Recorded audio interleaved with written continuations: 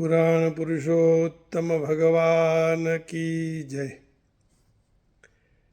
सच्चिदानंद रूपाय विश्वोत्पत्त्यादिहेतवे तापत्रय विनाशाय श्रीकृष्णाय वयं नुमः। आइए पुरुषोत्तम मास के पहले दिन की कथा आपके सामने मेरी वाणी को पवित्र करने के लिए, हमारा सबका कल्याण हो, मंगल हो, इसलिए आपके सामने प्रस्तुत करता हूँ। भगवान ने हम सब पर बहुत अनूठी कृपा की है यह अधिक मास श्री पुरुषोत्तम मास देकर। यदि आदमी भजन नहीं कर पाता है तो भजन के लिए भी भारतीय संस्कृति में ऐसी व्यवस्था दी गई है कि आप पुरुषोत्तम मास में भजन करने से हजारों गुना फल प्राप्त होता है। तो यह अवसर है, शुभ अवसर है। यदि गाड़ी छूट गई तो पीछे और एक गाड़ी भी है। यदि प्लेन छूट गया तो उसके पीछे और भी प्लेन है। उसी तरह यहाँ भी भगवान ने ऐसी व्यवस्था की है कि भजन करने का यदि रह गया है तो मैं आप सबको माने, भगवान कह रहे हैं कि मैं मानव मात्र के लिए एक और समय दे रहा हूँ जो पुरुषोत्तम मास है, जिसमें आप भजन करें, भगवान का कीर्तन करें। कांठा गोर की पूजा की यहाँ बात आती है। सबसे पहले कांठा गोर माने नदी के तट पर मिट्टी से बने हुए भगवान की पूजा करने की बात ही है।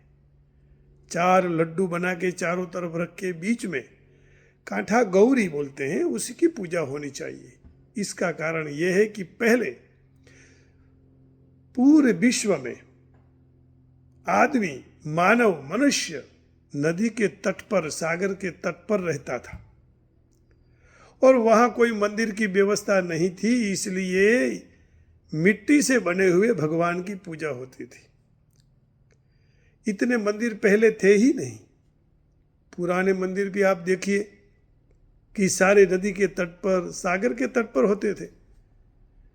तो उस समय में यदि हम मंदिर तक नहीं जा सके तो पुरुषोत्तम मास में कांठा गौरी माने किनारे पर भगवान की मैया की पूजा होती थी। 1650 से ध्यान, आवाहन, पाद्य, अर्घ्य, आचमनीय, स्नान, धूप, दीप, नैवेद्य करके, आरती करके भगवान को प्रसन्न करना है।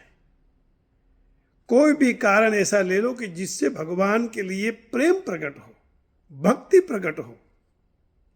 और रोज पुरुषोत्तम मास में अलग अलग प्रकार के दान की बात की है। दान वहां ही देना चाहिए जहां योग्य आपको कोई मिले। तो भगवान की भक्ति 9 प्रकार की बताई है। इसके बारे में कई बार सत्संग में चर्चा कर चुके हैं, लेकिन तुलसीदास जी ने भक्ति के बारे में कहा है कि प्रथम भगति कर संतन संगा,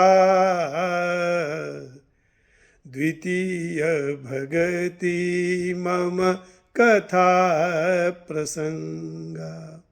बस पुरुषोत्तम मास में इस तुलसीदास की भक्ति की ओर हमें शब्द को पकड़ना चाहिए।